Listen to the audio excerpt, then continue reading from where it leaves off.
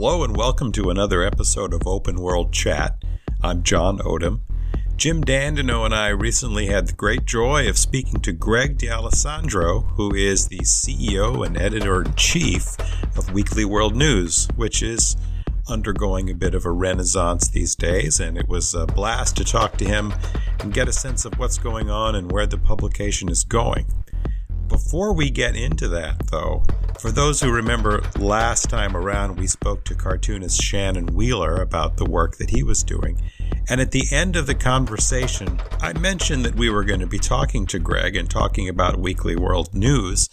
Well, Shannon was thrilled, and he and I and Jim had a little bit of a conversation about the great history and the virtues of Weekly World News. And it just seemed like it made a better lead-in for the conversation that I could provide all by myself. So before we get to Greg, here's myself, Jim, and Shannon Wheeler talking about Weekly World News. Oh, Bat Boy! Holy cow! Yeah. So, man, they've got some, and there was a Bat Boy opera. Wow! Hats off to them, man. That they knew how to troll. Like that was funny. That was back when trolling was funny. Clinton meeting the aliens. I mean, that stuff was that was great. I mean, they really I mean, that's like Mad Magazine level of of creativity there. Yeah. This is another one that they're going to get the same question. It's like, what? I mean, like last week, The Onion tweeted, "We give up," right? Like, yeah. How you guys doing? How you guys holding up? Right? Yeah, it's a shame how some of that stuff is trickled. Yeah, trolling got ruined. I mean, like all of a sudden, Trump he ruined a lot of things. Red hats. Yep. Thumbs up. Bad New York accents. Yeah. Can't do them anymore because they all converge to Trump, and it's just stealing from the government. I mean, that's all these things that used to be fun, and there's no joy left in stealing from the government anymore. Now it's like, I guess it's a job. I love it. Well, tell them hello, and hats off to Weekly World News, man. That's pretty great. So welcome to another episode of Open World Chat.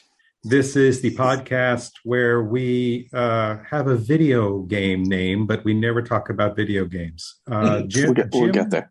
Why don't we have? Well, that's we've had because we're both old, and I have a 5-month-old and a 4-year-old, and I don't have time to play video games anymore. And when I do, it'll be Animal Crossing. Well, we've had Emmy-winning pundits and international diplomats, and maybe that's our problem. We're a little off track, but anyways, too highbrow. So moving from being too highbrow, then let me introduce. We're so excited to have Greg D'Alessandro, who is the CEO and editor-in-chief of the legendary journalism project tabloid entity, the Weekly World News. Greg, thank you so much for joining us. Well, thank you so much for having me, John. Jim, it's a pleasure to be with you guys today. Oh, and I should mention that I'm John Odom and that my co-host is Jim Dandino. I guess that's part of the protocol, isn't it? I would hope they'd know us by now. Hey, in your opening, I was remembering about this documentary in the late 1980s, Sherman's March to Sea. You ever? I did. Yeah, so that was supposed to be. It was supposed to be about him tracking the march of Sherman down to Atlanta, but it wasn't about that. It was about his relationships with O'Brien, right? So maybe he would just get drunk. He would get drunk and talk about his relationships. It was awesome. I'm putting this on the list. You should only talk. Stay away from. Just keep talking about other things. Right. Well, we could all talk about our relationships here while we're here. Oh yeah, that could be. Maybe that would feel definitely. Well, Greg, why don't you tell us something about yourself so we know who we're talking to? All right. Should I go back to birth or later on? Whatever you think is going to be the most interesting. All right. Well, born in Brooklyn, New Jersey. Let's see. I guess I'm a musician. I had a record label at one point, a jazz record label in the late 90s, which was really great time to start a jazz record label, when, with the internet stealing all the music. Jazz was going from 10% of the market quickly down to, 1%, Mm-hmm. But so I had that. Musician, I played with a lot of different people, writer, wrote some off-Broadway plays in the 90s. And I was went to LA and did the screenwriter TV thing. So really? Yeah, I went to UCLA Film School. And in UCLA Film School, I taught at UCLA Film School. And after that, I wound up in China writing on a kids show. Yeah, it was really weird. It's like, I'm going to go to LA and make it big. And I wound up in China. So I run this kids show for a few years. Back and forth, of course. Yeah, it was a little kids show, too. How did that happen? And what kids show? It was a kids show in China, or was it one that was it's called, I don't know. I spent years there, and people were like, "Oh, so you know how to speak Mandarin?" No, definitely not. But so some people said it was called Wah Wah Da or something like that, but it meant happy jumping because they had. So the show was called Happy Jumping, and because they were trying to get people, to learn English. Okay, that's cool. So the show was in English, even though the actors were Chinese. It was a very weird thing. Yeah, it was Happy Jumping. Then it was shown over here for a while called Zodiac Island. I had been teaching at UCLA, and one of my students became a producer of a Chinese in China. She was also a billionaire. Her husband had been in sold Computer Associates, this company. You ever heard of it? Yeah. Holy shit. Yeah, Wang. Yeah, Wang. So she was in a class, and then, one of these professional program classes. So I taught in a few different areas. And then she went to China and started the show. And she certainly had the money to do it. And she asked if I would, write a couple episodes. And I did. And then next thing I know, I'm being flown over there and spending 9 weeks and 3 months and coming back and forth. And it's crazy. So I went to Beijing, Shanghai, Hong Kong, Philippines. There's a lot of animation in the Philippines, Korea. Damn, man, you've been living the dream. Oh, yeah. But I got to ask you, and then I'll shut up and let poor Jim get a word in edgewise here. How does that extremely interesting and cool resume? Yeah, it wasn't the resume I was expecting. Let's put it that way. How does it get you to your current gig? So now, after I went back to film school. I was like 34 when I went back to film school, and while I'm out there, I'm pitching a lot. That's part of your deal. After when you're a screenwriter, you're pitching all the time. I had pitched to National Lampoon a number of times, different projects. And at the time, there was a guy named Neil McGinnis. He was the head of National Lampoon out there. It had just been bought by some guys from Chicago. And so I'm pitching to him, and he liked a lot of my ideas, and we got along great. And he became when American Media bought when this investor group in New York bought American Media, he became the head of Weekly World News, right? So he had known that over the years I had submitted a bunch of articles to them, and I had a bunch that were published from 1998, just on the side thing, to 2007. So then he became the head, and he took over, and I wound up writing a lot more as we went online, which we had a good run online until 2015. So I guess that's it. It was through this pitch meeting at National Lampoon that he went to run Weekly World News, and then I got in. Now I'm him. I'm who he was, at Weekly World News. And I've written over 5,000 articles, and I still created. There's 300 characters at Weekly World News. I've created probably a third of those, or something like that. So I'm very prolific. So I write a lot of different things all the time. So let me ask you this. Yeah. How, in a world where there are thousands of people camped out in Dallas waiting for JFK Jr. to rise from the grave, what keeps you going? How have you not given up yet? How do we top that? Right. Well, yeah. I know, and they're still waiting. I think they'll be there for a while now. We're trying to stay, away from. It's so weird that the world.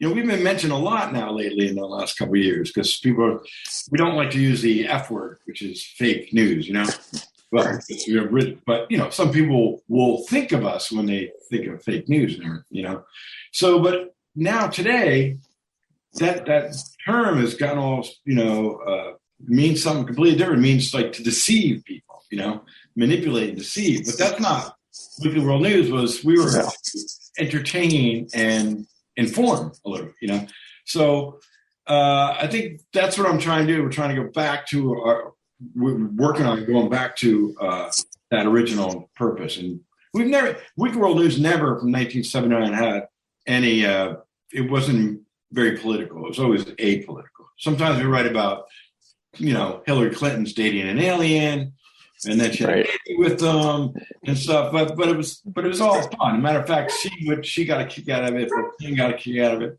Chelsea Clinton a few years ago on her birthday posted something like, "Oh, happy birthday to myself and my alien sister, twin sister." Yeah. So I don't know.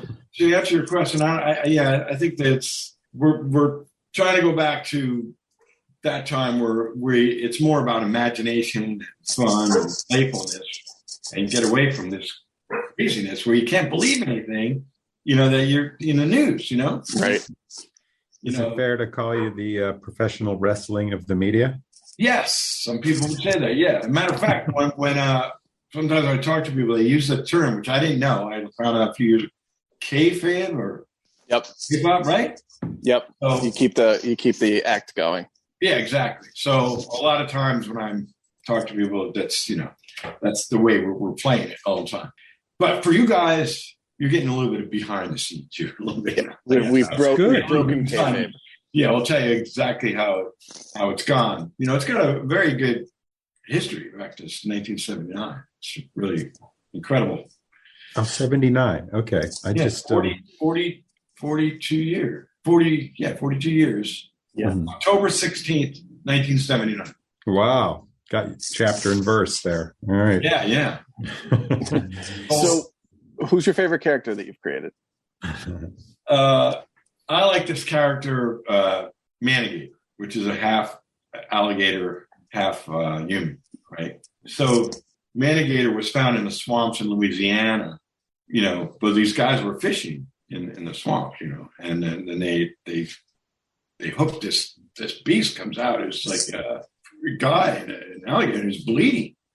He's bleeding, and so they realized that he was hurt and he didn't seem very dangerous. They brought him into the boat and they patched him up and everything, and he turned out to be kind of a surly kind of guy, and he liked to drink beer and stuff like that. So he had a few beers and everything. He loosened up a little bit while they healed him, and he told him about the government had actually done this at genetic experiments. We know the government does sometimes. True. And they had created all these half, alligator, half man species, and he told these guys that they had created 250 eggs and they stored them in this cabin, in the swamp back there. So they led he led them to where the cabin was. And then while he was there, then he got away.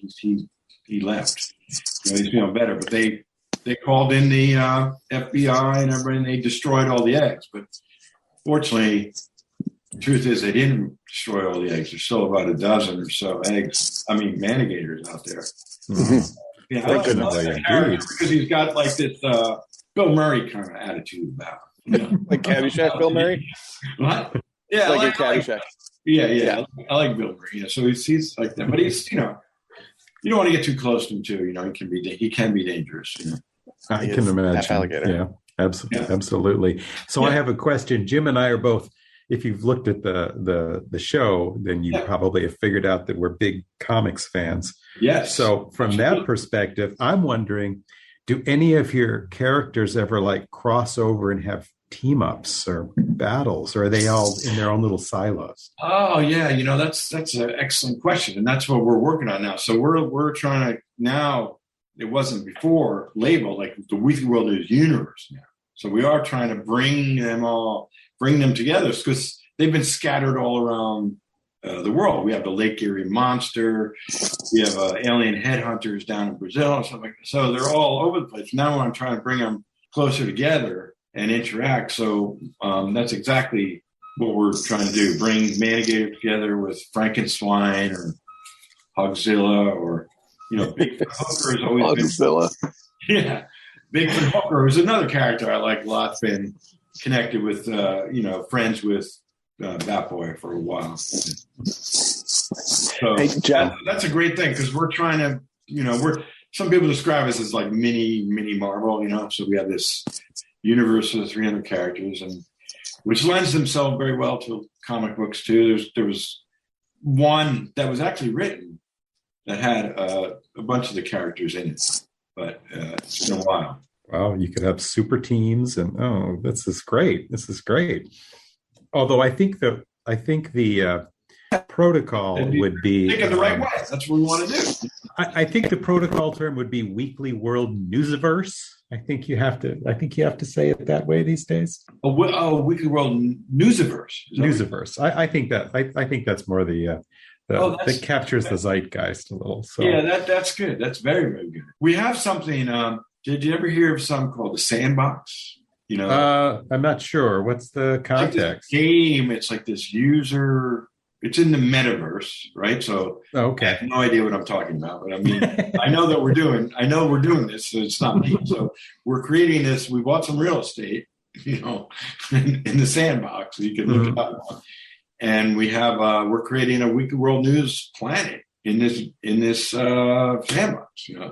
Oh, cool. So they'll all be coming together there as well. That launches on April 1st. And again, when we say launch, I don't know exactly what it means, but I'm sure it's going to be up there, and for people to you'll be able to play in this universe and move the characters around and go out and hunt for Bigfoot. And it's sort of like a video game, but it's in the metaverse. I don't know. You all aren't on the tabloid, the newsstand shelves these days, are you? Do you still have that real estate? We don't have that, but that is what one of our goals too. We're working on that. Yeah, we want to be back in the supermarkets, back on the stand, and we have everything together for that. We have plenty of writers and writing everything. We did produce a first print edition in 15 years right here, the greatest covers. I don't know. Awesome! Yeah, I saw that on the site. Yeah, so I could send it to you guys. So that was in April. So we've got it all together, the infrastructure to do it all. The only problem has been the distribution and trying to get back into the supermarket because it's a different world now to get back on the stand. So, but we're working on that. And because our fans want us to be back in the supermarkets and everything. So we want to do that. It's not like we want to give up online or social media, but it's sort of like an LP and digital music. Will be available digitally. We want to get back. For some reason, people love to hold these things. All the old, they like to, horse born with human face. I mean, people like to hold it. We need to know this stuff, well, that's what I was actually curious about was if you're not on the newsstands, how you're monetizing this. And you just gave me a great example with it. There's with the universe you're working on, the Sandbox thing. I mean, it looks like you're selling Batboy swag and NFTs now. So it sounds like you're really, you really got that net out there and you're being really creative. Yeah, we're trying to take it into the, modern world, but keep it in the old tone and voice. Our biggest push, and that's why, is, we have a lot of fans out there. We have to reach them, let them know that we're still here and we're out here doing it. So we need more exposure. We've really focused on TV and film, which we have, a lot going on. And matter of fact, you want to first know, we do have I can't tell you the studio, but we have a studio that's going to be doing a Batboy series starting about a year from now. Nice. Are we getting the announcement? Well, I mean, yeah. I guess have an announcement. It's not the official announcement because I can't say who it is yet. Maybe in about 2 weeks, but we have the deals done. So And so we're pushing that, and we have a documentary that's in works about the history of Weekly World News. And we have other shows that are being pitched. I'll also send you a video pitch of it, one of them. As soon as we're off, I'll send you guys that. And so you can see what we're doing. We're trying to, there's a lot of interest in Hollywood. I mean, that's part of the thing that why I'm doing, because I know a lot of people out there have pitched a lot, have written on a lot of things. And so everywhere at time I would go to a meeting, people go, well, what else do you work on? I said, I've worked on Weekly World News for a long time. And they're like, oh, wow, there's all these characters and so there's a lot of interest. So that's what we're trying to capitalize on that. And we formed our own Weekly World News studios because, in LA, you wait for a long time for things, so we don't want to wait. So we're producing our own low budget movie, first one called Zombie Wedding. And that's and it features Weekly World News reporters in it going to this wedding. Yeah. Well, I would think anything but low budget would be inappropriate. Yeah, totally. Matter of fact, we are partnered with the Asylum that did Sharknado. Nice. So we have an agreement to do a show with them. We haven't started it yet, but yeah, they're doing exactly what we want to do. Be low budget, get them out there. At the same time, we try and get the bigger shows, but that's going to be our focus is our own movies and TV, independent. So, Jim, it looks like we've been joined by another co-host. Yeah. Who do we have here? Yeah, we've picked up Lila. Lila, hey. Wow, it's beautiful. Lila, can you wave? Can you say hi? Oh, jeez. Lila's 5 months the yesterday. One making those little babies. Look, it's Bat Boy. She's never two-screened before. She's completely overwhelmed. I've got the iPad and the computer working. For those listening, doesn't know where to look. We were just comparing a picture of Bat Boy with Jim's baby who is here. Yes. And it's a close match. They're striking similarities. I'm going to have a long, difficult conversation with my wife about where this baby came from as soon as we're done. Yeah. That boy hasn't been over there, has he? I don't know. I don't know. I just don't know what to believe anymore. You don't know what to Well, we are the world's only reliable news. So that's been our slogan. I put my faith entirely in you guys. Yeah, no argument here. That's for sure. And, I got to say, the work you all are doing now, just looking at the site, is so sort of classic, in tune with everything that's done before. I'm really impressed. I noticed a couple headlines that I loved, that really stood out to me. That Megan Fox is a man. Yeah. 11 hints you might be descended from aliens. Those are so Weekly World News old school. Right. It's really impressive. I mean, anyone who thinks you all would be something like The Onion, you're not. Your website is not. It is pure Weekly World News.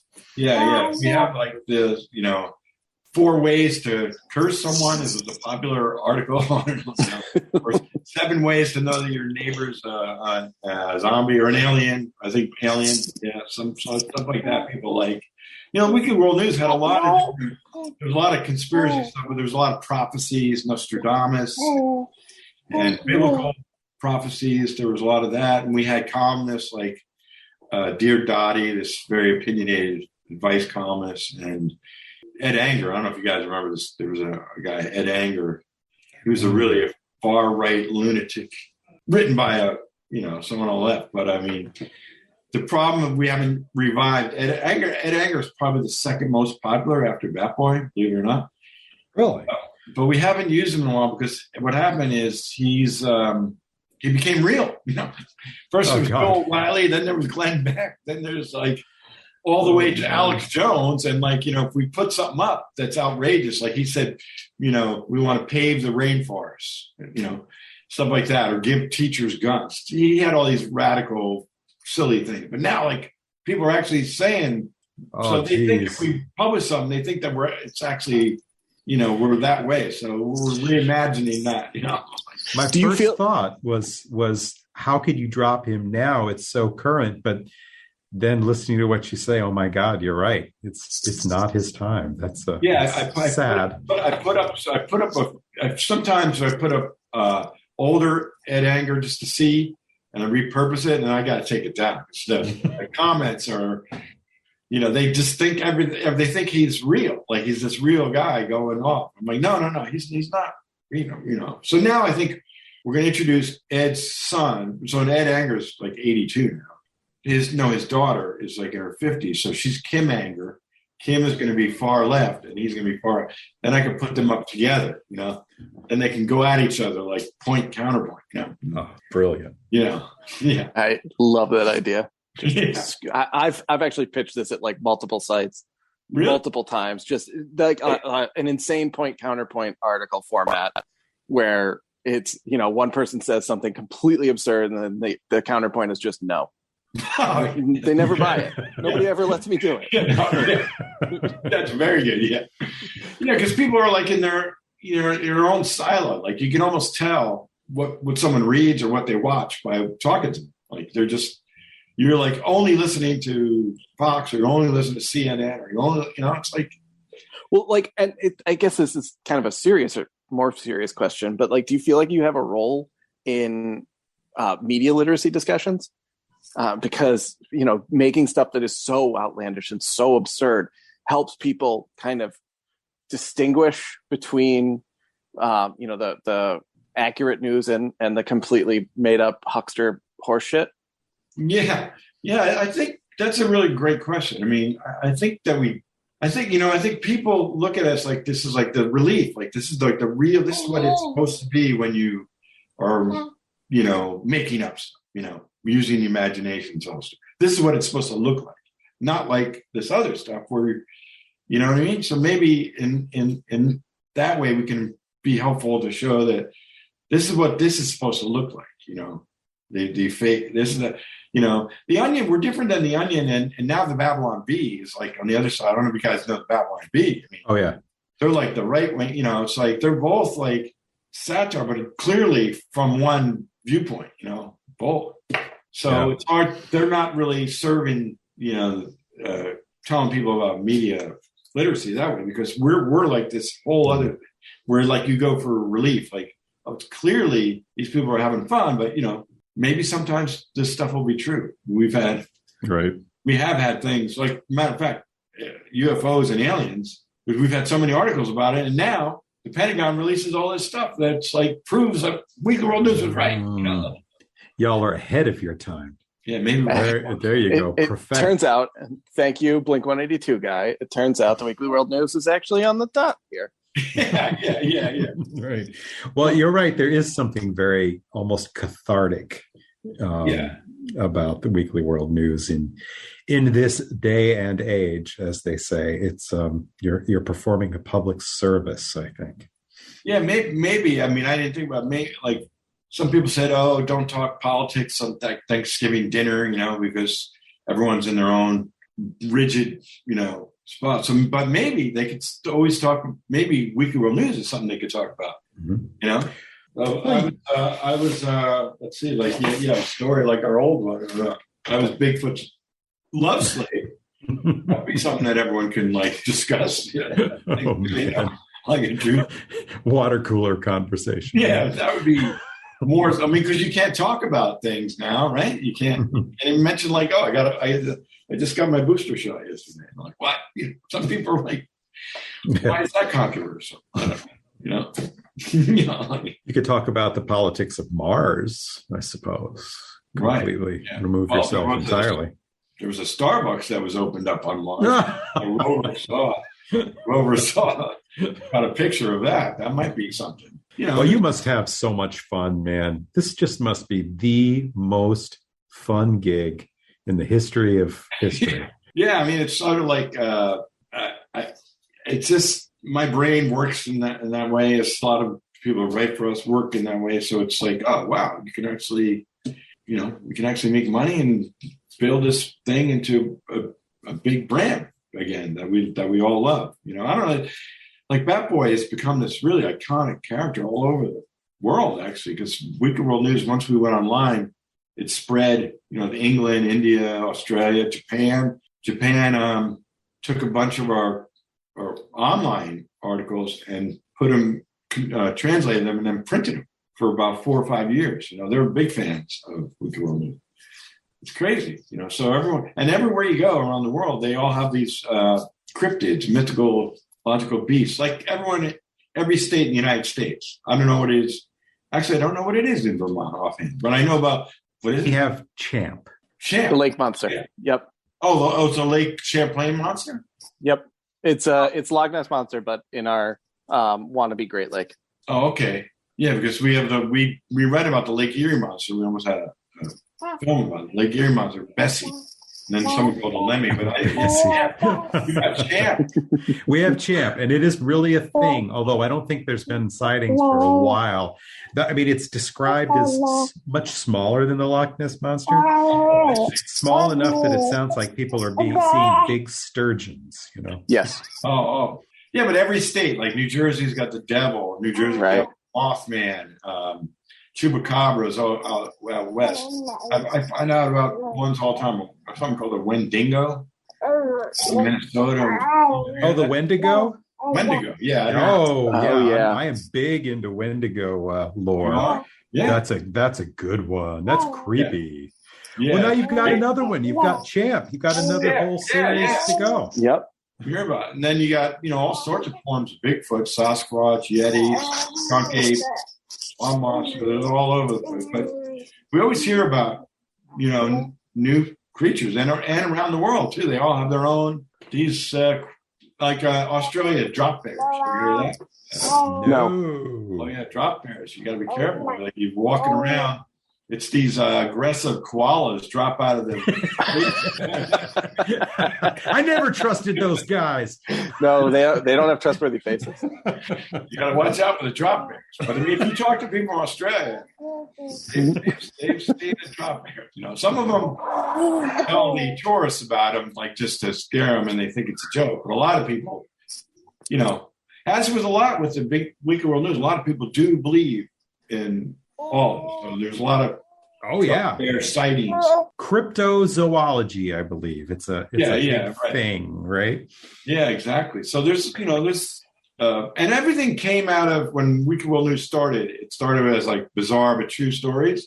Mm-hmm. And then the first big story was that, dialed up, like say the imagination a little bit was Elvis is alive, Mm-hmm. So we had the first thing that was, and it was based on a couple of people in Kalamazoo, Michigan said they had seen him, right? So everything has a little basis in truth. There are people that say they've seen Bat Boy in West Virginia, So there's like a basis of truth that maybe is true, right? Everything's got to have a little truth to it, Who are we to say, right? I mean, he's definitely living in Cuba with Tupac right now. That could very well be. I don't know if did you see Travis Scott put him on his cover of his latest thing? I did see that. Oh my God. It came out, his new record, Travis Scott, and then he had, manipulated Bat Boy's image a little bit. And then, so we were talking to them about it, and then all of a sudden, whoop. He's not returning any phone calls anymore. He's not returning calls. Yeah, I don't know. That was very bad. Well, maybe, but squeeze that license for everything it's worth while there's still money. Okay. Yeah, exactly. Yeah, it's not. But Bat Boy is like everywhere. I mean, there's a guy in Germany who wrote a book about Bat Boy. He's you see him in places popped up in Iceland, down in India. India's crazy about all this stuff. You're bringing the world together, man. Yeah. One thing you said that made me very, very happy, actually, was back a ways. You said something about how, you've got this, you can do this great fun stuff and make money. Yeah. And, you're the hero here of a renaissance, really, of Weekly World News that you're doing. I'm really glad to hear that you're making money, because I know that's probably been a slog to get there. Yeah. And that's just terrific, because you guys need to exist. I'm like, what do they say? Joseph Campbell. I'm like a guy with his head on fire just seeking a pond or something like that. I'm a crazed man about Weekly World News. We are making money. Each year's making more money. And as we're out there, we're just dogged about it, like all day. Like I'm saying, I'm exploring all areas, open to anything. Comic books, podcasts. We had a deal with a podcast, but now we got that deal back. It was a big company.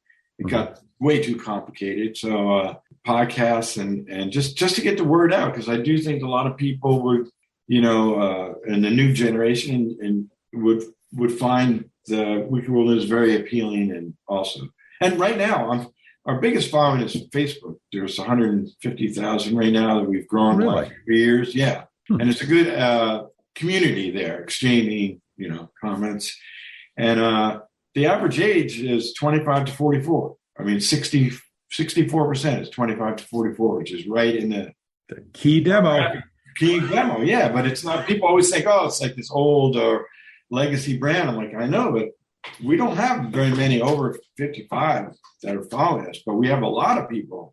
I would say a lot of 35 to 35, 30, 35. There are a lot of people. And we get a lot of actors all the time talk to us that they've been fans, Great, man. This all restores my faith in humanity just a bit here. Yeah, I mean, they're not making it easy. It's not easy for us. But because as you know, trying to make money online now is difficult. Oh, yeah. Because Facebook, you have to pay Facebook and you have to pay Google, Right. Not like it's. So I feel for anyone trying, and I try to connect with a lot of people starting, like there's a small paper in North Dakota. Mm-hmm. I might do something with them because it's really hard to grow something organically online these days because, Google, it's hard to get into search, and Facebook, sure.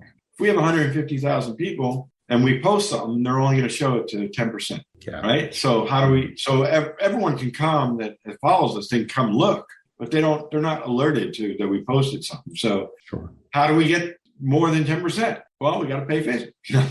Yeah.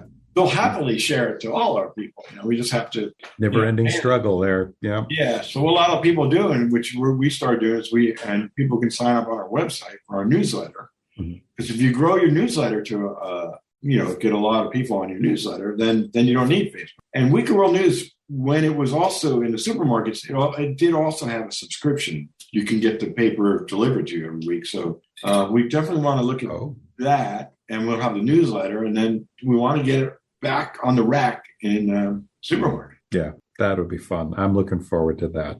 Yeah, so anybody listening to wants help, but there's like it's just like anything else. There's like a couple companies controlling the whole thing, and we just have to pry it loose from them. Pry that real estate loose. Yeah, I know. It's like, they're all looks the same right now. They have the Globe and the Inquirer. They're all very thin. So just.